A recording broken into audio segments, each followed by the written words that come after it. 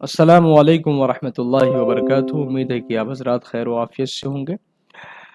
कहना यह है कि इससे पहले कई हज़रात ने और कुछ ख़ास बच्चों ने तो बाज़ाब्ता तौर पे कमेंट भी किया और ये शिकायत किया है व्हाट्सएप में, मुझे पर्सनल में लिखा है उन्होंने। मैं उनके जज्बात की कद्र करता हूँ। उन्होंने कहा है कि क्या फ्री में यूट्यूब पर आप मुझे वो थियोरेटिकल क्लास नहीं दे सकते, आप पूरी थ्योरी नहीं पढ़ा सकते। मैंने कहा क्यों नहीं, बिल्कुल पढ़ाऊँगा। तो फिर आप बार बार कह देते हैं कि हमने थ्योरी में पढ़ाया है, ऑफलाइन बैच में पढ़ाया है। हम लोग इतने दूर हैं कि आपके ऑफलाइन बैच में चूँकि शामिल नहीं हो सकते। तो खैर आपके जज्बात की कद्र करते हुए और ये कहा कि भाई ग्रामर का कम से कम जो है आप पूरा मुकम्मल उर्दू कवायद का जो है वो ख़ास तौर से जो शेरी कवायद है, जो बहुत ज़्यादा कह लीजिए कि तफसील तलब भी है और बहुत ख़ास भी है, एग्ज़ाम पॉइंट ऑफ व्यू से बहुत इम्पोर्टेंट भी है। वो इस वजह से कि उनसे सवालात अक्सर आपको देखने को मिल सकता है। तो हमने जो ऑफ़लाइन की जो कह लीजिए कि जो चीज़ें थी, बिल्कुल बेआईनी ही ज़र्रा बराबर भी हमने कोई कमी नहीं की है और किसी भी तरीके की कोई डंडी नहीं मारी है, बल्कि मुकम्मल तौर पे हम वही क्लास एज़ इट इज़ लेकर के आपकी खिदमत में हाज़िर हुए हैं। ये एक क्लास आपके ग्रामर के अक्सर हिस्से को टच करेगी और इंशाअल्लाह ताला मैं समझता हूँ कि अगर इसको मेहनत से पढ़ लिया जाए और इसका नोट्स बना लिया जाए, तो आने वाले सवालात चाहे वो जिस शक्ल में भी हों, आप उसको ज़रूर अपने तौर पर हल कर लेंगे। आप में इतनी कैपेसिटी पैदा हो जाएगी इंशाअल्लाह ताला। तो आप देख रहे होंगे आपके स्क्रीन पर उर्दू कवायद, इल्म बयान, इल्म बदी, उरूज़ और असनाफ़ सुखन, जामे तरीन और मुकम्मल निसाब बराए बीपीएससी। ये हमारा अपना हैंड रिटन नोट था, ये हमारा ऑफलाइन बैच के लिए था, लेकिन आपके लिए ही मैं इसको कुर्बान किए देता हूँ। चलिए पढ़िए, दुआ दीजिएगा, लेकिन साथ ही साथ भाई वीडियो को लाइक किया कीजिए, शेयर किया कीजिए अपने दोस्तों तक। इतना मेहनत से हम बनाते हैं आपके लिए, या कोई भी यूट्यूबर आपके लिए जो वीडियो लेकर आता है बहुत मेहनत से आप तक ये पहुँचाने की कोशिश करता है, तो हक़ ये है कि आप उनको भी ऐनी ही एक अमानत समझ करके दूसरों तक भी पहुँचा दें। ठीक है। देखिए भाई, क्लास थोड़ी सी लंबी होगी, तो थोड़ा सब्र के साथ बैठिएगा, धैर्य रखिएगा, पानी वानी लेके बैठिएगा और पीडीएफ की चिंता मत कीजिएगा, सिर्फ पढ़ते जाइएगा, पीडीएफ आपको मिल जाएगा इंशाअल्लाह ताला। ठीक है। तो देखिएगा, उर्दू कवायद, इल्म बयान, इल्म बदी, उरूज और असनाफ़ सुखन, रुखसाना एकेडमी, आफ्ताब सर जानते ही हैं। चलिए, हिस्सा अव्वल जो है इसका इल्म ज़ुबान है ना, जो लिंग्विस्टिक है, लैंग्वेज एंड साइंस है, उनको पढ़ेंगे। ज़ुबान की तारीफ सबसे पहले स्क्रीन पर आपके सामने होगा। ज़ुबान, जिसको लैंग्वेज कहते हैं, दरअसल इंसान के फ़िक्री निज़ाम, दाखिली एहसासात, कैफ़ियत और ख़ारिजी मुशाहिदात के इजहार का वो बाज़ाब्ता और तवाना निज़ाम अलामत व अस्वात है, जिसके ज़रिए एक फ़र्द दूसरे अफराद तक अपने ख़यालात मुंतकिल करता है और इज्तिमाई मुआशरती ज़िंदगी को उस्तवार रखता है। क़वायद, जिसको ग्रामर कहते हैं, ज़ुबान को गलत फ़हमियों और लग़ज़िशों से बचाने, उसके अल्फाज को दुरुस्त तरतीब देने और तहरीर और गुफ्तार में बाकायदगी पैदा करने के लिए जो उसूल और ज़वाबित मुदव्वन किए जाते हैं, उन्हें क़वायद कहा जाता है। ठीक है। इस्तिस्ना है ना, एक्सेप्शन जो होता है, वो लिसानियात और क़वायद में इस्तिस्ना से मुराद वो गैर मामूली क़वायद, लहजे या तरकीबी रिवायात हैं जो आम कुल्ली कायदे से हटकर मुस्तमल होते हैं, लेकिन फुसहाए ज़ुबान की सनत की वजह से दुरुस्त माने जाते हैं। इसका मतलब ये हुआ कि इस्तिस्ना का मतलब यूँ समझिए, एक चीज़ रिवाज में नहीं है लेकिन ऐसा हो गया है, तो जो अहले ज़ुबान व अदब हैं वो उनको मुस्तस्नियात की लिस्ट में शामिल करते हैं और ये कहते हैं कि ये उसी ज़ुमरे में है, ये उसी में शामिल किया जाएगा। ठीक है। ज़ुबान की बुनियादी अक़साम, अब यहाँ से बाज़ाब्ता थोड़ा सा और आगे आएंगे, उसके बाद तो फिर आपका जो असल असील मौजू है आप उनको टच करेंगे। तो ज़ुबान की जो बुनियादी अक़साम है, एक तो होती मदर टंग है ना, जिसको आप मादरी ज़ुबान कहते हैं। वो पहली ज़ुबान जो बच्चा पैदाइश के बाद अपने घर और ख़ानदान से बिला वास्ता सीखता है। आपने सीटेट अगर पढ़ा होगा, यकीनन पढ़ा होगा सीटेट। एक होता है एक्विजिशन है ना, एक होता है अधिगम, पढ़ा होगा आपने। तो बिला वास्ता और बिल वास्ता, यही फ़र्क है दोनों में। एक इलाक़ाई ज़ुबान, کسی مخصوص خطے، علاقے یا صوبے میں بولی جانے والی زبان جو جغرافیائی حدود کی پابند ہوتی ہے۔ اب کچھ لوگ سرجا پوری بولتے ہیں، کچھ لوگ بنگالی بولتے ہیں، اور کچھ لوگ کہہ لیجئے کہ مراٹھی بولتے ہیں، کنڑ بولتے ہیں۔ تو ہر ایک کی زبان، ان کا بھاشا ان کے علاقے پر ڈیپینڈ کرتا ہے نا۔ جغرافیائی اعتبار سے جہاں وہ بستے ہیں، رہتے ہیں، جہاں کا سماج ہے ان کا، تو ظاہر سی بات ہے وہاں کی زبان اس جغرافیائی حدود میں رہ کر کے بات چیت ہوگی اور کی جاتی ہے، ایسا ہوتا ہے۔ اب معیاری اور جو مرکزی زبان ہوتی ہے، جس کو آپ آفیشیل لینگویج کہتے ہیں، ٹھیک ہے، وہ زبان ہے جو پورے ملک میں سرکاری، دفتری، تعلیمی اور ادبی سطح پر رابطہ عامہ اور تدوین کے لیے استعمال کی جاتی ہے، تسلیم کی جاتی ہے۔ یعنی اس زبان کا معیار ہے، اور معیار اس طریقے سے ہے کہ بھئی وہ سرکاری طور پر بھی مستعمل ہوتی ہے، اور دفتری طور پر بھی وہ کہہ لیجئے کہ آفیشیل لینگویج ہے، اور تعلیمی اور ادبی سطح پر بھی، یعنی تعلیمی کا مطلب یہ ہوا کہ اس زبان میں تعلیم اور تربیت کا پورا معقول نظم ہے، اس زبان کی کتابیں موجود ہیں، اور ادبی سطح پر رابطہ عامہ اور تدوین کے لیے استعمال کی جاتی ہے، تسلیم کی جاتی ہے نا۔ یعنی آپ اس سے خط و کتابت کر سکتے ہیں، رابطہ کر سکتے ہیں، اس زبان میں ایک دوسرے سے بات کر سکتے ہیں، نیشنلی اور انٹرنیشنلی دونوں اعتبار سے وہ تسلیم کیا جاتا ہے، ٹھیک ہے۔ اب دیکھیے اردو زبان کی ابتدا کے نظریات، یہ بھی جاننا آپ کے لیے ضروری ہے چونکہ آپ کو پتہ ہی ہوگا، اور پھر بھی ایک بار دہرا لیجئے ہمارے ساتھ، بہت مختصر میں ہے یہ لیکن آپ کے لیے فائدہ مند ہوگا۔ اردو زبان کی ابتدا اور ارتقاء کے حوالے سے ماہرین لسانیات اور محققین کے درجہ ذیل مشہور نظریات پائے جاتے ہیں۔ پنجاب میں ابتدا ہوئی اردو زبان کی، محمود شیرانی نے اپنی مشہور تصنیف پنجاب میں اردو، ان کی کتاب کا ہی نام ہے پنجاب میں اردو، ہے نا، اس میں نظریہ پیش کیا کہ اردو کی ابتدا کہاں پنجاب میں ہوئی۔ جب محمود غزنوی کے حملوں کے دوران مسلمان پنجاب میں مقیم ہوئے تو وہاں یہ زبان آباد ہوئی۔ دکن میں ابتدا جو لوگ کہتے ہیں، تو محققین کا ایک بڑا طبقہ یہ مانتا ہے کہ اردو کی ابتدائی شکل دکن یعنی بیجاپور، گولکنڈہ میں پروان چڑھی، اور جہاں سلاطین دکن نے دکن اردو کو فروغ دیا، دکنی اردو کو فروغ دیا۔ دہلی اور گرد و نواح میں ابتدا، یعنی یعنی اردو زبان و ادب کی ابتدا دہلی یا اس کے گرد و نواح میں ہوئی۔ تو مسعود حسین خان صاحب نے اپنے نظریے میں ثابت کیا کہ اردو کی پہلی جو اصل جڑیں دہلی اور اس کے گرد و نواح کی بولیوں میں، یعنی کھڑی بولی، کھڑی تھوڑا ٹائپنگ کا ایرر ہے نا، کھڑی بولی میں پیوست ہیں۔ اور بھی مختلف نظریات ہیں اردو کو لے کر کے، خیر یہ وہاں موضوع بحث نہیں ہے۔ اردو زبان کی جو خصوصیات ہیں یہ تو آپ کو بتانے کی آوشکتا ہے نہیں، اس کو پڑھ لیجئے گا آپ، ٹھیک ہے۔ اب آتے ہیں یہاں سے، رائٹ ٹو لیفٹ لکھی جاتی ہے، اور اردو میں بھی مصوتے ہوتے ہیں جس کو آپ واولز کہتے ہیں، اور ایک کانسوننٹس بھی ہوتے ہیں جس کے مصمتے کہتے ہیں، وہ مصوتے اور مصمتے، اس کو خیال رکھیے گا۔ بنیادی آوازیں جو منہ سے بغیر کسی رکاوٹ کے ادا ہوتی ہے اسے کیا کہتے ہیں؟ واولز، جس کو آپ مصوتے کہتے ہیں، الف اور واو یا، ہے نا، حروف علت جس کو آپ قاعدے کی زبان میں کہتے ہیں۔ مصمتے وہ جو آوازیں جن کی ادائیگی میں زبان، تالو، دانت یا ہونٹ آپس میں ٹکراتے ہیں یا رکاوٹ بنتے ہیں، جیسے با، تا، جیم، دال وغیرہ، قطب جدید، ٹھیک ہے۔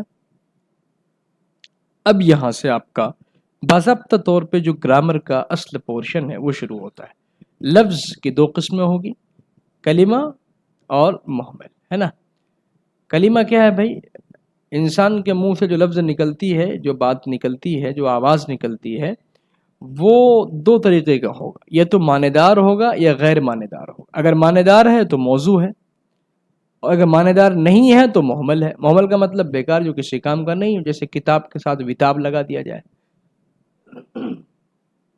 ٹھیک ہے۔ آگے دیکھیے، اسم اور اس کی تمام تفصیلی اقسام، یہ اردو کے ہیں، یہ اس کو عربی سے ملا کے مت دیکھیے گا، عربی میں چیزیں تھوڑی ڈیفرنٹ ہو جاتی ہیں، ہے نا۔ اسم وہ کلمہ ہے جو کسی شخص، چیز، جگہ یا کیفیت کا نام ہو۔ اسم کی درجہ ذیل اقسام ہے۔ ایک ہے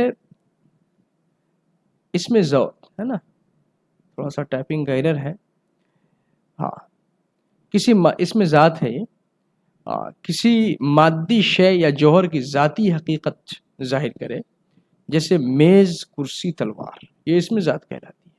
اسم صفت وہ اسم جو کسی چیز کی اچھائی، برائی، حالت یا خصوصیت کو بیان کرے، جیسے کسی نیک، بہادر۔ پھر صفت کی کتنی قسمیں ہیں وہ بھی آئیں گے بھی۔ اس میں مصدر وہ اسم جو خود کسی کلمے سے نہ بنے لیکن اس سے بہت سے دوسرے افعال اور کلمات بن سکیں، جیسے لکھنا، پڑھنا، دوڑنا وغیرہ وغیرہ۔ اس میں کیفیت کیا ہوتا ہے؟ جو کسی کی حالت، جذبے یا کیفیت کو ظاہر کرے، جیسے بچپن، جوانی، غربت وغیرہ وغیرہ۔ اس میں آلہ ہے، یہ کیا ہے؟ اس میں آلہ، تو ٹائپنگ ایرر ہے، تھوڑا دیکھ لیجئے گا۔ کسی اوزار، ہتھیار یا آلے کا نام ہو، جیسے کنجی، جیسے قینچی، بڑی قاف سے قینچی ہوگا، یہ ٹائپنگ ایرر ہے، قینچی، چاقو، آری وغیرہ وغیرہ۔ اس میں ظرف، جو کسی وقت یا ظرف زمان یا جگہ یا ظرف مکان کا نام ہو، جیسے صبح، شام، اسکول، میدان وغیرہ وغیرہ۔ اس میں ظرف زمان کیا ہے نا؟ جگہ۔ اس مکان کیا ہے؟ زمان، صبح شام، مکان یعنی جو جگہ کو تخصیص میں لائے، تو اسکول، میدان وغیرہ، یہ ظرف زمان کہلاتے ہیں۔ تصغیر کیا ہے بھائی؟ وہ اسم جو کسی چیز کو چھوٹا ہونے کی ظاہر کرے، یعنی مصغر۔ تصغیر کا مطلب کیا ہوتا ہے؟ چھوٹا، اسی کو مصغر بھی کہتے ہیں، جو چھوٹا کر کے دکھائے، ہے نا؟ جیسے دیگچی، باغیچہ وغیرہ۔ اسم مکبر، جس کو تکبیر بھی کہتے ہیں، اس میں جو کسی چیز کے بڑا ہونے کو ظاہر ہے، جیسے دیگ، راجا وغیرہ وغیرہ۔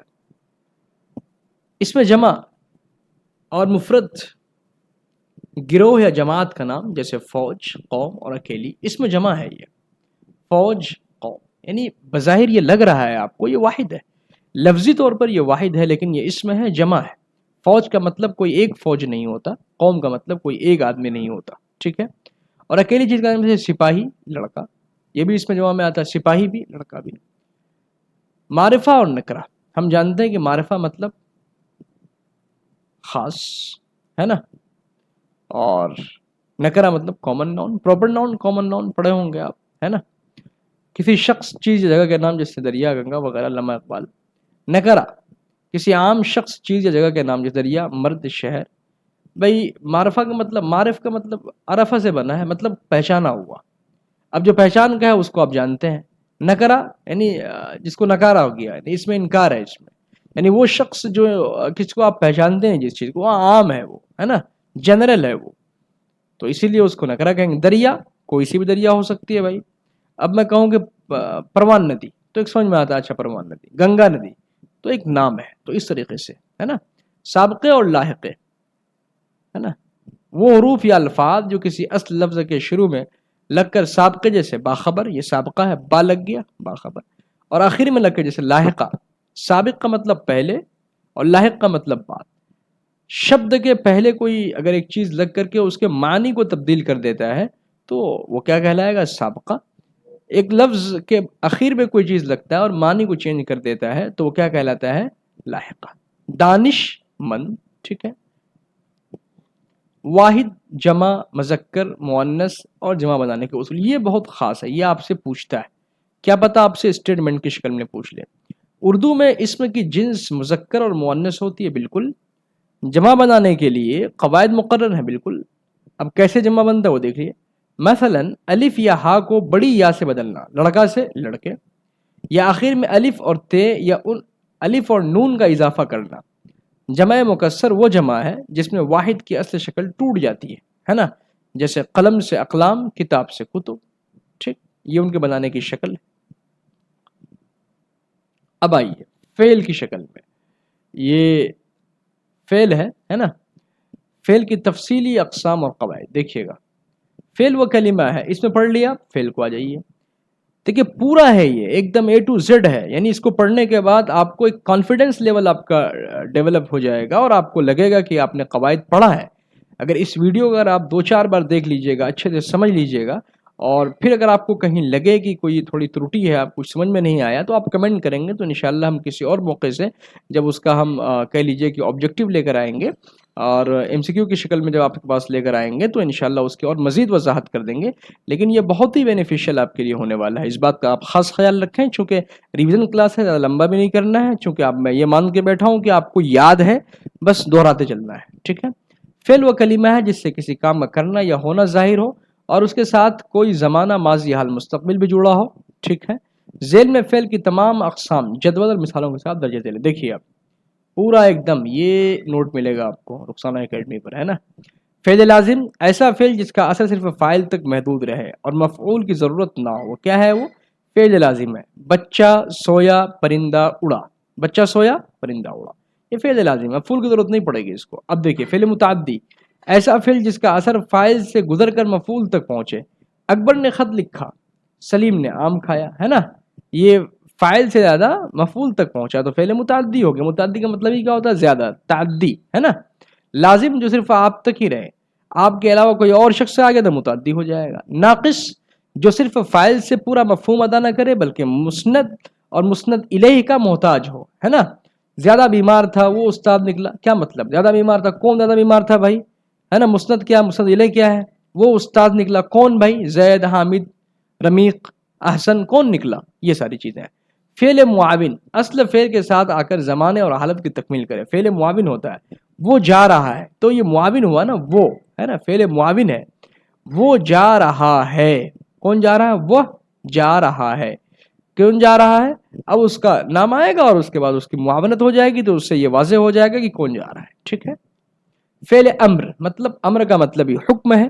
پھر کسی کام کا حکم دینا امر کہلاتا ہے, یا کسی کام سے منع کرنا نہیں کہلاتا ہے.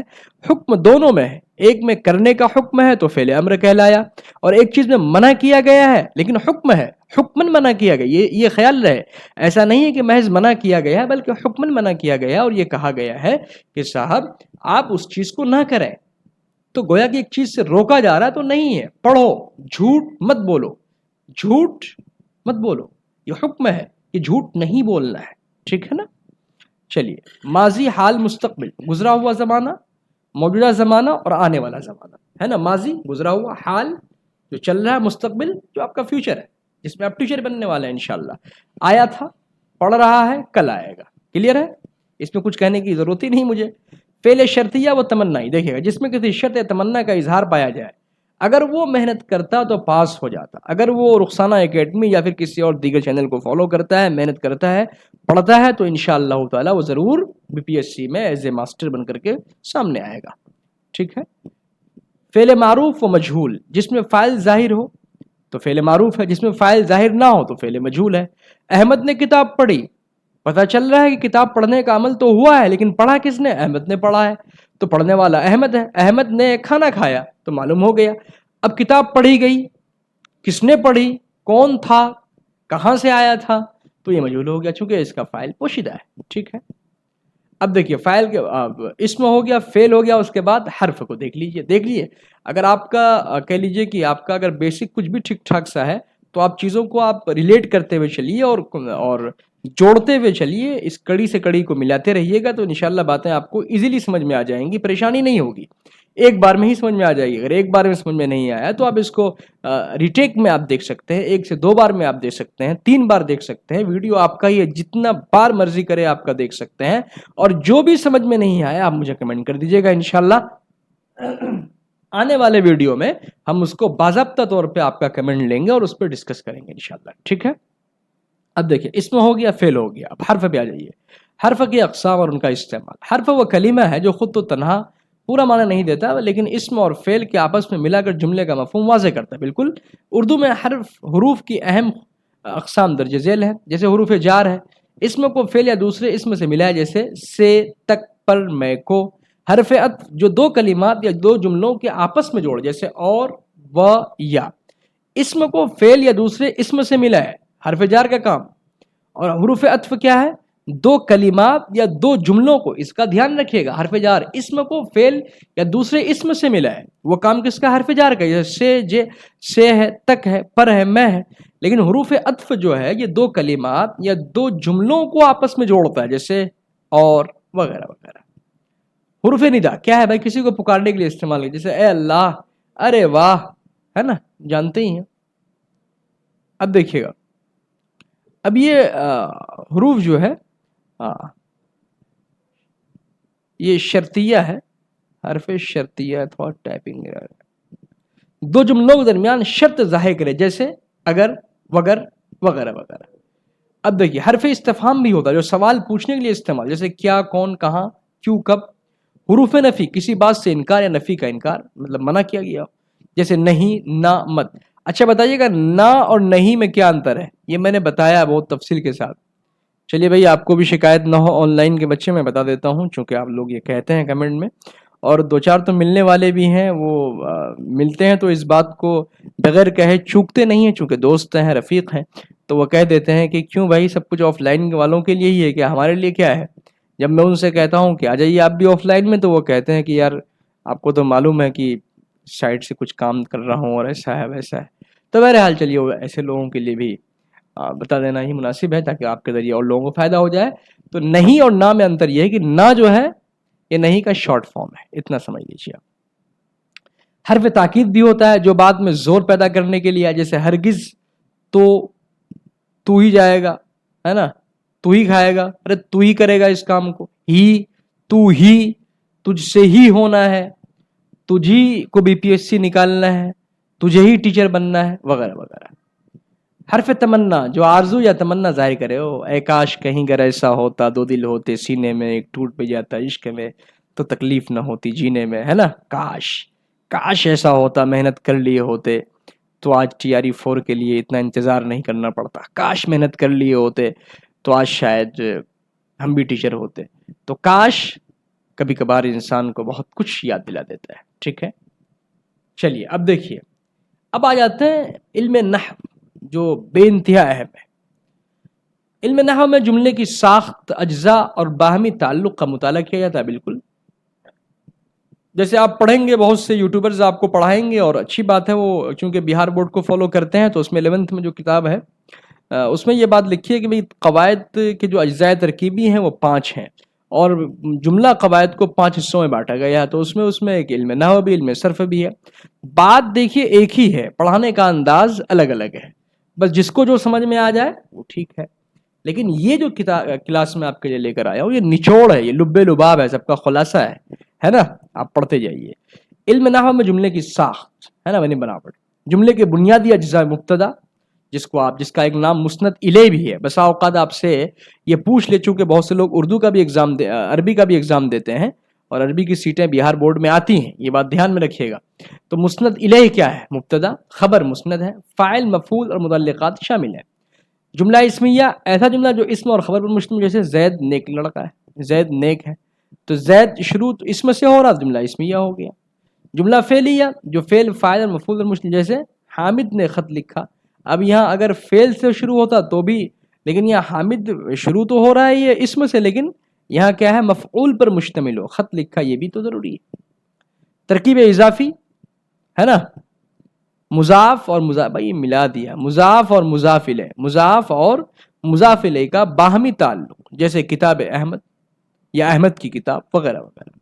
ترکیب توصیفی، صفت اور موصوف کا تعلق، ہے نا، جیسے نیک لڑکا، اچھا بچہ، خوبصورت لڑکی، ہے نا، اور ایسے ہی کہنا ہو کہ آپ کو خوبصورت باغیچہ، خوبصورت گھر، خوبصورت فون، خوبصورت حامد، وغیرہ وغیرہ۔ دیگر تراکیب آپ دیکھ لیجئے کیا ہے بھائی؟ ترکیب عطفی بھی ہوتی، ترکیب کیسی ہوتی ہے کہ عطفی بھی عطف کرتے ہیں واو کے ذریعے سے۔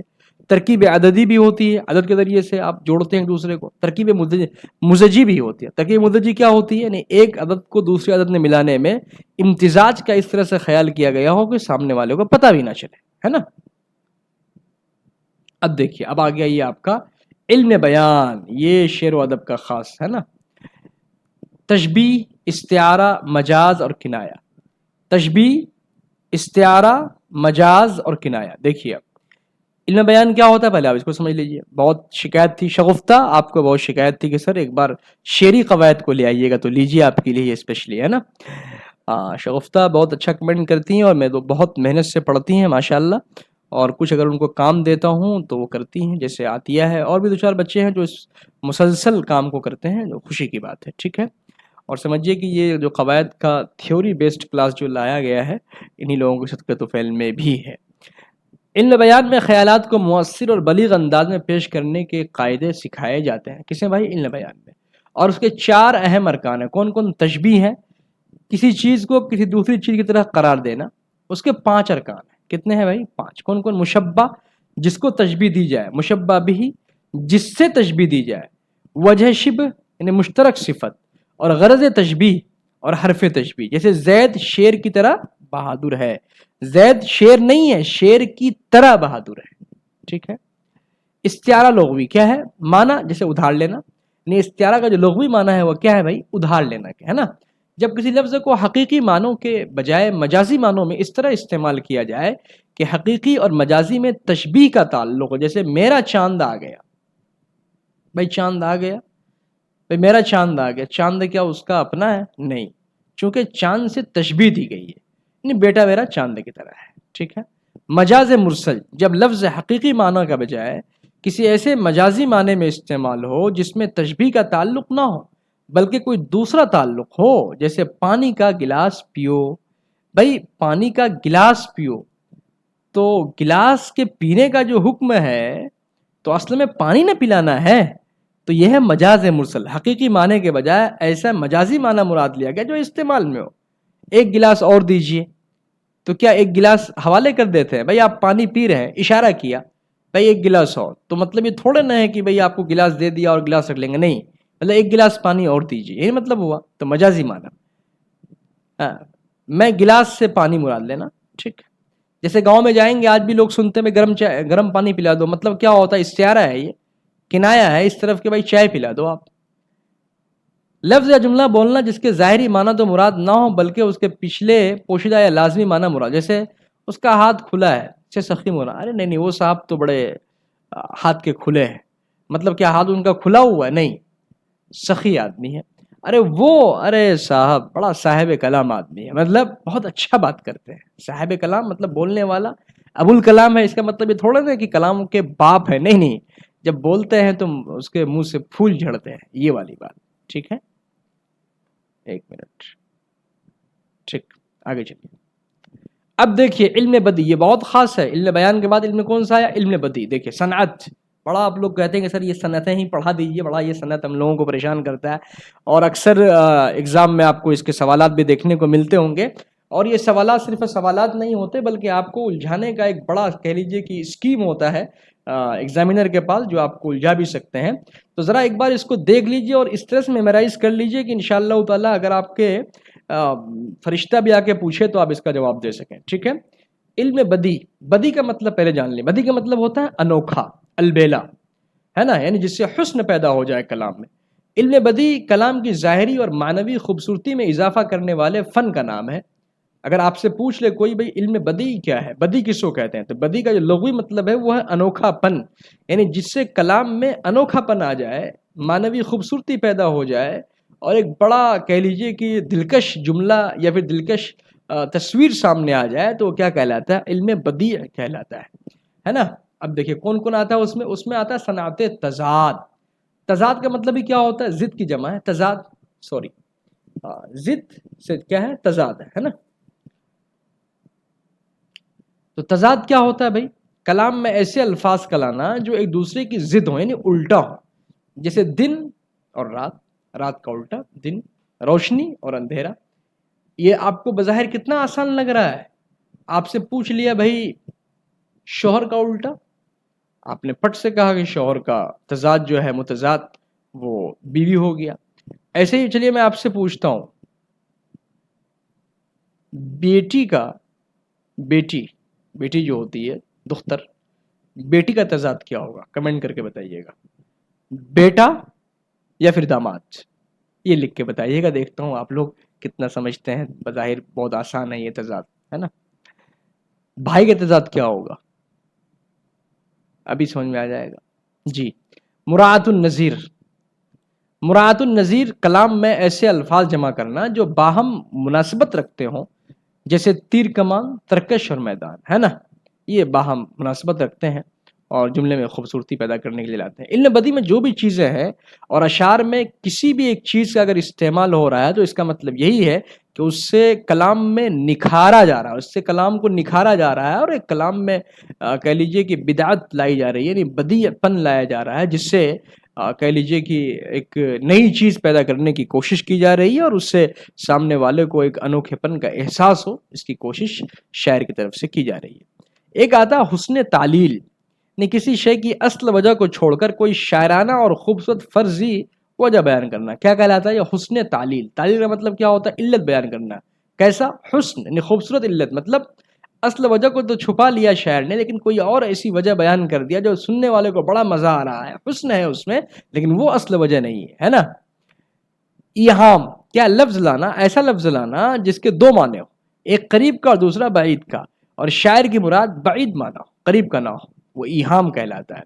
ایہام گوئی پتہ ہے نا، آپ دبستان پڑھے تھے تو شاید آپ کو اندازہ ہوگا ایہام گوئی کس کی خاصیت رہی تھی۔ اب تجنیس، یہ جناس سے ایسے لفظ لانا یعنی جو لکھنے میں ایک جیسے ہوں لیکن معنی مختلف ہوں، ہے نا، دکھنے میں ایک جیسے ہوں لیکن معنی کیا ہو ان کا بہت مختلف ہو۔ سجع، نثر میں ہم آواز الفاظ یا قافیوں کا استعمال کرنا، کیا کرنا؟ سجع مطلب کیا ہوتا ہے؟ نثر میں ہم آواز الفاظ یا قافیوں کا استعمال کرنا۔ تلمیح کیا ہوتا ہے؟ کسی تاریخی، مذہبی یا افسانی واقعے کی طرف اشارہ کرنا۔ دیکھیے اگر ایک ایک جملے کی تشریح کرنے میں اگر ہم آ گئے تو یہ کلاس 1 گھنٹے کے بجائے 5 گھنٹے کا ہو سکتا ہے، ایک میراتھن کلاس ہو جائے گا۔ تو لہٰذا میں نے آپ کو اشارہ دیا ہے، کہیں سمجھ میں آپ کو نہیں آئے گا تو مجھ کو لکھیے گا۔ مجھے لگ رہا ہے کہیں نہ کہیں بہت ساری چیزیں آپ کو سمجھ میں نہیں آ رہی ہوگی، لیکن میں یہ بھی نہیں کہہ پاؤں گا کہ آپ کو سمجھ میں نہیں آ رہی ہوگی، چونکہ مجھے نہیں معلوم کہ آپ کس کہہ لیجئے کہ آپ کا معیار کیا ہے، آپ کتنے پانی میں، یہ آپ کو پتہ ہوگا۔ ہم تو یہ سمجھ کے بیٹھے ہیں کہ بیسک آپ کا ٹھیک ٹھاک ہی ہوگا، ہے نا۔ آپ تو ریویژن کے لیے تشریف لائے ہیں، اور اگر آپ کو مزید مطالعے کی ضرورت پڑے گی تو انشاءاللہ بتائیے گا، پھر اس کو اور تفصیل کر دیں گے، ٹھیک ہے نا۔ مبالغہ، کسی بات کو اس حد تک بڑھا چڑھا کر بیان کرنا جو عقل کے نزدیک محال ہو لیکن اس شعر میں اچھا لگے۔ ہاں ٹھیک ہے، بہت اچھا، بہت مبالغہ آرائی سے کام، ایک دم بڑھا چڑھا کر کے، ارے وہ صاحب پوچھئے مت، وہ تو ایسے ہیں کہ بس ان کے سامنے حاتم تائی پھیل ہے، اتنا خرچ کرتے ہیں، تو یہ سب مبالغہ آرائی کی بات ہے، ٹھیک ہے۔ چلیے آگے دیکھتے ہیں۔ علم عروض، یہ بھی اشعار کا ایک خاص، اور بحور جو بحریں ہوتی ہے نا، علم عروض دیکھیے گا جی۔ عروض کیا ہے وہ دیکھیے پہلے۔ علم عروض وہ علم ہے جس سے شعر کے وزن، ٹھیک، بحر، ٹھیک، اور صحیح تختی کے اصول معلوم ہوتے ہیں جی، کس کے؟ صحیح تختی کے اصول معلوم ہوتے ہیں۔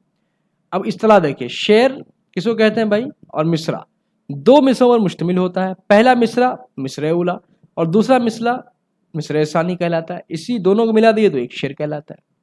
عروض کے پیمانے کو دیکھیں جن سے وزن بنتا ہے، جیسے فعولن، یہ عربی کا ہے، مفاعلن، فاعلاتن، مفعولات، یہ سب کیا ہے؟ عروض کی پیمانے ہیں جس پر اشعار کو ناپا جاتا ہے۔ تختی سے مراد کیا ہے؟ الفاظ کو عروضی ارکان اور حرکات و سکنات کے مطابق توڑ کر وزن پر پرکھنے کا عمل کیا کہلاتا ہے؟ تختی کہلاتا ہے۔ اس کو سمجھے، قطع کا مطلب کیا ہوتا ہے بچوں؟ کٹنا، اسی سے قطع آتا ہے نا۔ تو کیا ہوتا ہے اس میں؟ بسا اوقات الفاظ جو استعمال کیے جاتے ہیں اشعار میں، وہ ان کے وزن پر کھرا نہیں اترتے ہیں، تو ان کے حرکات و سکنات کو کاٹ دیا جاتا ہے۔ اور یاد رکھیے گا عربی گرامر میں بھی اور اردو میں بھی گرامر سے پرے جا کر کے شعر و شاعری کی جاتی ہے، اس میں اس بات کا خیال نہیں کیا جاتا کہ بھئی گرامیٹیکلی مسٹیک ہے، نہیں، اس سے کوئی مطلب نہیں ہے اس کو، بس اشعار میں پھر اسی کو جو کاٹ چھانٹ کیا جاتا ہے تو اسی کو ہم کہہ لیجئے کہ علم بیان میں، علم عروض میں اور علم شعر و ادب کے قواعد میں ان کو ہم کیا کہتے ہیں؟ تختی کے نام سے جانتے ہیں، ٹھیک ہے۔ زحاف کیا ہوتا ہے؟ علت، سبب، وتد ہے نا، اور فاصلہ، یہ وتد بھی استعمال ہوتا ہے لیکن اصل لفظ وتد ہے، اور فاصلہ، ارکان میں کمی بیشی، حرکات کے اقسام کی تکنیکی اصول ہیں، یہ سب انہی کے اشعار کے تکنیکی کیا ہے بیٹا؟ اصول ہے۔ سوری بیٹا، فیوچر ٹیچرز جی سوری، اس کے لیے معذرت۔ مشہور بحور، یعنی جو بحر کی جمع کیا؟ بحور۔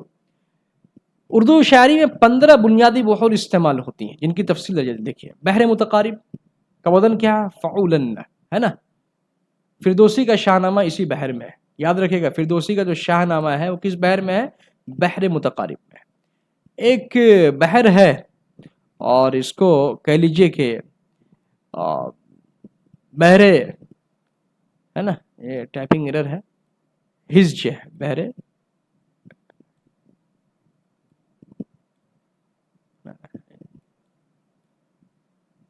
دیکھیے لکھنے پر آگے بہت ٹائم لگ جائے گا، ہجج ہے نا، مفاعیل کا جو صیغہ ہے وہ استعمال ہوتا ہے، ٹھیک ہے۔ بحر رمل ہے، اس کا وزن فاعلاتن ہوتا ہے، ٹھیک ہے، فاعلاتن ہے نا۔ دیگر تمام بحور جیسے متدارک بھی ایک بحر ہے۔ آپ یہ جان لیجئے کہ بحریں کتنا ہے، میں نے بتایا نا 15، اس میں اشعار کا جو اوزان ہے وہ 24 طے کیے گئے ہیں، لیکن جو بحر ہیں وہ کل کتنے ہیں؟ وہ 15 بحر ہیں اور 24 اوزان ہیں۔ بہت سے لوگوں نے 42 بھی لکھا ہے اپنی کتابوں میں. بہرحال مختلف اقوال ہیں. آپ اس گہرائی اور گہرائی میں مت جائیے. آپ کو ایگزام نکالنا ہے اور اسمارٹ اسٹڈی کے مادھیم سے آپ کو PhD نہیں کرنا ہے. ٹھیک ہے. متدارک، کامل، وافر، سری، خفیف، مضارع اور مجتس، مقتضب، منصرح، مدید، بسیط اور طویل، یہ سب کیا ہے؟ یہ سب بحر ہے. کس کا؟ اردو شاعری کا. کہ تفصیلی ارکان اور تختی کے اصول عروضی کتب میں مدون ہے، یعنی تدوین شدہ ہیں، چھاپے گئے ہیں. قافیہ اور ردیف، یہ تو بہت عام ہے.